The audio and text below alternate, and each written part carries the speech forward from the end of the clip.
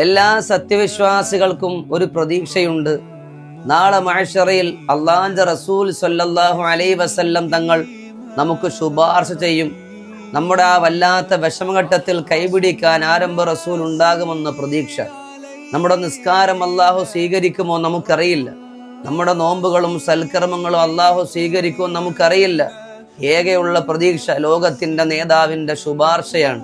അല്ലാഹു നമുക്ക് എല്ലാവർക്കും അത് സമ്മാനിക്കട്ടെ. ഹബീബായ തങ്ങളുടെ ശുപാർശ കിട്ടാൻ മനോഹരമായ ഒരു സ്വലാത്തുണ്ട്, നമുക്കത് ചൊല്ലിപ്പഠിക്കാം. അല്ലാഹുമ്മ സ്വല്ലി അലാ സയ്യിദിന മുഹമ്മദിൻ വഅൻസിൽഹുൽ മൻസിലൽ മുഖറബ മിൻക യൗമൽ ഖിയാമത്തി. സ്വലാത്തുൻ നൂർ എന്ന സുന്ദരമായ കിതാബിൽ വ്യക്തമായിട്ട് ഇത് രേഖപ്പെടുന്ന കാണാം മഹത്തുക്കൾ. അല്ലാഹു തആല നമ്മളെ സ്വീകരിക്കട്ടെ. അവിടുത്തെ ശുപാർശ കിട്ടുന്ന ആശിഖീങ്ങളിൽ അല്ലാഹു നമ്മളെല്ലാവരെയും ഉൾപ്പെടുത്തട്ടെ. ആമീൻ യാ റബ്ബൽ ആലമീൻ.